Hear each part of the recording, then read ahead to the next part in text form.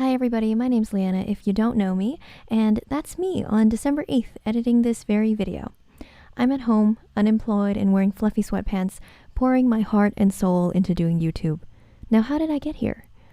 I actually think editing me is a little bit busy, so why don't we pay a visit to me from earlier this year? Earlier.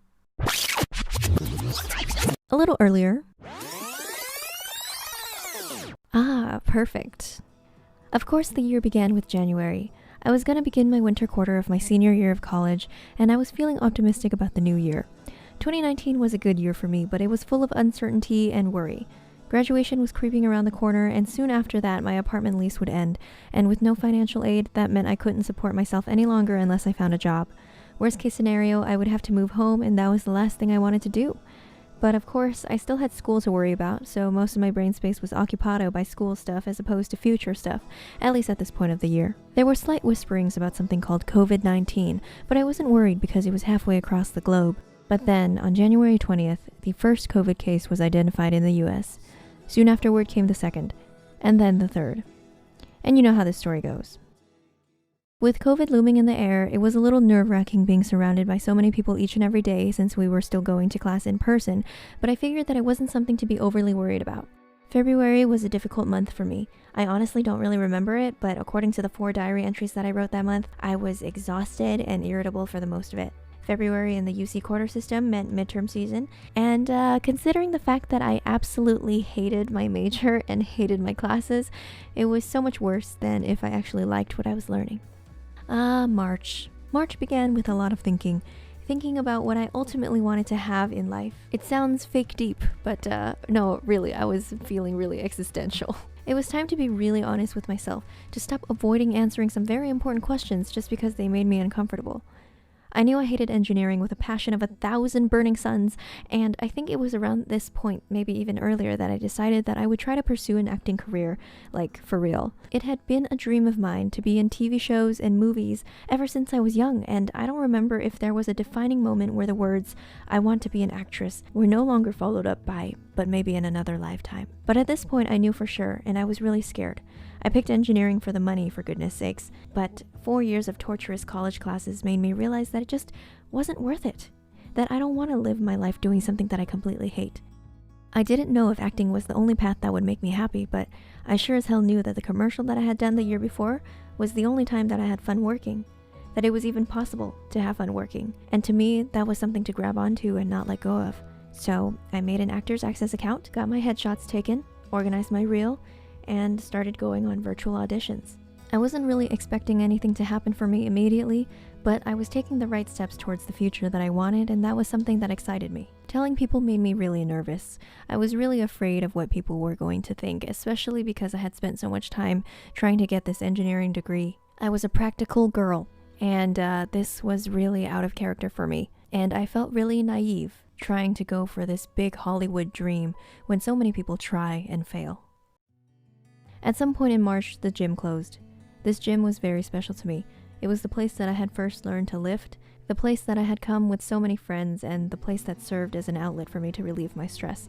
But it was okay because it would open again in 4 weeks, or so I thought.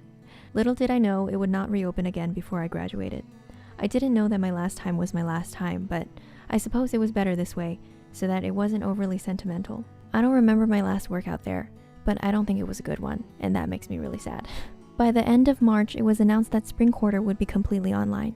This came as a surprise, since nobody foresaw COVID getting this bad. At this point, I realized what I had lost. The last time I sat in a lecture hall was the last time. The last time I took the bus to campus was the last time. The last time that I had lunch with my friends on the steps of the Price Center was the last time. In April, quarantine was extended. First, it was 4 weeks, then it was another, and then another. I needed to work out, so I started doing home workouts, and it was fun for a little while to try something different, but it was just really unsatisfying. I felt my muscles shrinking and my body getting weaker, but there was nothing I could do. My lease would be ending in July, and deep inside I was still hoping that maybe, just maybe, COVID would go away before then so I could see my friends one last time before I had to leave. But honestly, I was feeling very, very hopeless, not just about being in quarantine, but about everything I was doing. May came around, and with graduation being 1 month away and the end of my apartment lease 2 months away, it was time to really buckle down and come up with a plan. I knew that I didn't want to go home. Actually, I kind of felt like San Diego was more like my home than my actual hometown. It was the place that I had spent the last 3.5 years, and the place that had allowed me to become the person that I was presently with no hindrances. I was free in San Diego. My hometown held a lot of bad memories for me, and while I didn't really mind going home for a break because break was temporary, I really hated the idea of moving back without a definite end date. So I was trying to figure things out. One option was to stay in San Diego and try to find an engineering job just to save up some money, but almost everyone I cared about was going to leave, and being all alone in a city for the sake of a career that I didn't even want just didn't sound worth it. So I decided that one way or another, I was going to go to LA, the acting capital. Of course, you don't have to go to LA to be an actor, but that's where all the auditions were, and that is where I needed to go to have my best chance. I could move in with my sister in the fall since she goes to art school there, and get a job so we could split the rent. Or I could move in with my aunt for a few months, which would give me enough time to get a job and save up some money, during which I would be able to go on auditions and then get my own place. When it was announced that my sister's classes in the fall would be completely virtual, she decided she would be living with our parents in the fall, which meant that my remaining option was to ask my aunt if I could move into her house. So I did, and she said yes, which was a huge breath of relief, because at least I didn't have to go home. I started my podcast in May as a quarantine hobby and also a way to keep in touch with my friends, who I really missed. It was fun, and a way to keep myself busy. I mean, I still had school, but it wasn't that hard since I was only taking 3 classes. And I really enjoyed having something separate from YouTube to work on. After months of dreading it, June finally came, and it was then that my aunt told me that she could only house me for a month and that I should go home afterwards. Even though this came as a surprise, I still understood because she had reasons, and I was grateful that she was willing to let me stay with her at all. Of course, I still didn't want to go home. All this meant for me was that I would just have to get a job and get my own LA apartment within a month. On June 13th, I graduated college. On the day of, I woke up early, did my makeup, and got dressed, and I went online to listen to the virtual commencement speeches. And then after 5 minutes, I got bored, so I left. It was a shitty graduation. It was really, really shitty. After graduation, I really threw myself into submitting self-tape auditions and also applying for jobs located in LA. I was determined to make this LA girl dream come true. Heck, I was even applying to engineering jobs since they would definitely pay a lot. But of course, to no avail because, despite having earned a bachelor's degree, I didn't have 7,000 years of industry experience or any connections. What I did have, though, was tutoring and teaching experience on my resume, and this helped me land a fair share of interviews with tutoring centers and online tutoring companies. Most of them were online though, and most of them only guaranteed 5 hours a week. I wouldn't earn enough money this way. There was one job that I applied for though that was in a tutoring center. It paid well, it guaranteed a good amount of hours per week, and it sounded like a job I would enjoy. If I got this job, I would be able to barely support myself and get a car and an apartment. If I got this job, I would get to keep my independence. If I got this job, I could start living the life that I wanted. I interviewed and they liked me. I was optimistic. All there was left to do was to wait for the email saying that I had been hired. July began, and I received an email saying that they would be making the decision soon. I waited and waited and waited.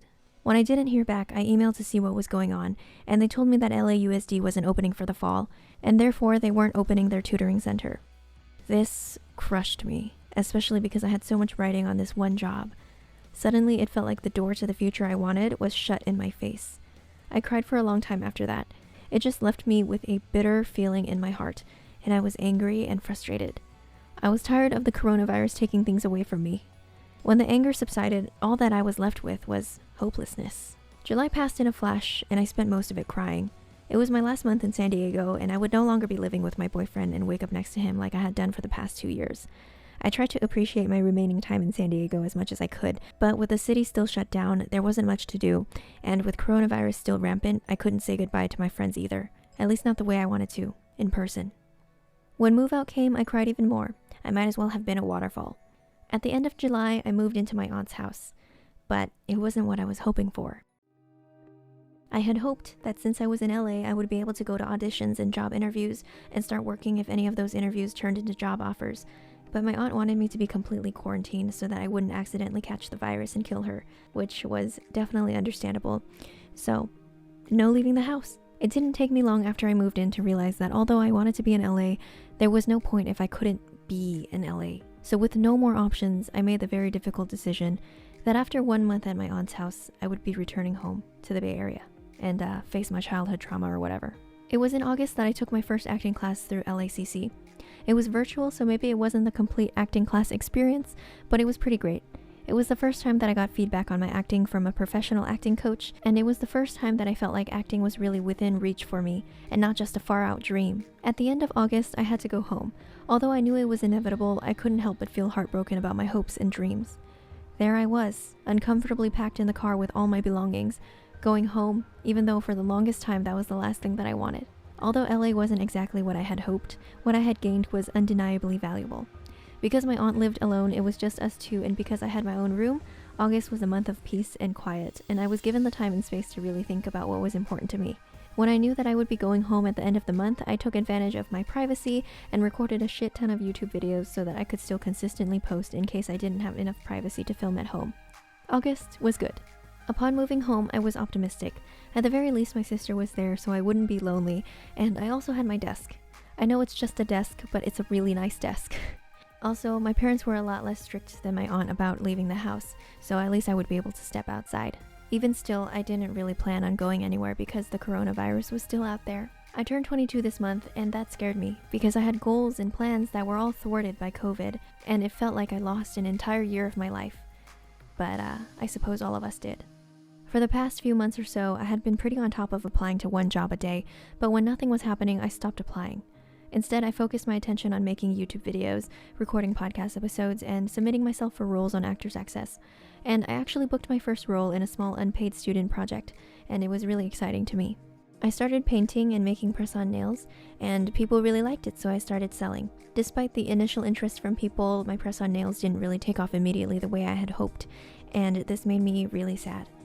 After a year of taking L's, I felt like I really wanted a win, and I wanted this to be it. But of course, good things take time, and I was just feeling very impatient. I didn't really expect it to happen so soon, but within a month, I was already tired of being at home. In October, being at home really got to me. I felt so hopeless and sad and pessimistic about everything. I had nothing going for me. There was no reason for me to get out of bed in the morning. So I tried online therapy. I did a free trial with BetterHelp. I had gone to the counseling services at school before, but their counseling services sucked ass, to put it bluntly. Because I was too poor to actually pay for it, I had to end my BetterHelp membership before the free trial ran out, but I think that 1 month helped. Near the end of the month, I felt like I really needed new purpose, something to get me out of bed and distract myself from the crippling reality of my unemployment and my failures. So I decided to take on vlogmas, which meant that I would be posting a video every single day in December. I'm a planner, which obviously meant that I would be starting to film my first few videos now. Planning vlogmas renewed me with a brand new energy, and for the first time in several weeks, I finally felt excited about something. November was a good month for me. I got used to being at home, and it wasn't that bad anymore. This month, I recorded a couple podcast episodes after neglecting to do so for a while, and it was fun. I went on a few callbacks in November, but nothing happened. And with coronavirus numbers higher than ever before, I decided to stop submitting temporarily and poured myself into scheduling my videos for December and managed to stick to my meticulously planned filming and editing schedule. This month was good for my nail business. I had posted a video about my press-on nails that had done decently well, and I was starting to gain a little more followers on my Instagram. Although they were few, orders were steadily coming in, and with each order, I was getting closer and closer to breaking even, and I felt really happy. Also, the online sales this month were insane, and I shopped to my heart's content. If you know me, you'll know I love shopping. So yeah, I was really happy. And now, at last, we're in December. By the time you're watching this video, I will have already filmed and edited all my Vlogmas videos, and will already be starting on content for January. And I'm proud of myself for that. Now I'm just gonna take the time to chill and relax before starting my next personal project, because after 2 months of hard work, I really deserve it. 2020 was full of heartbreak and disappointment, but with those things also came stillness and time, which is not something that we get often. I am so grateful for the abundance of extra time that I got this year to just chill and work on my YouTube and my other hobbies, but I am so ready for life to resume. Now, I'm not expecting that at 12 a.m. on New Year's Day, everything is gonna magically be perfect, but I feel like this next year, things will start to get better. Dare to be optimistic. Until everything is back to normal, I'll just be pumping out content on the internet, painting, and making my nails. And for now, that's enough. Thank you so much for watching, and I'll see you in the next one. Bye!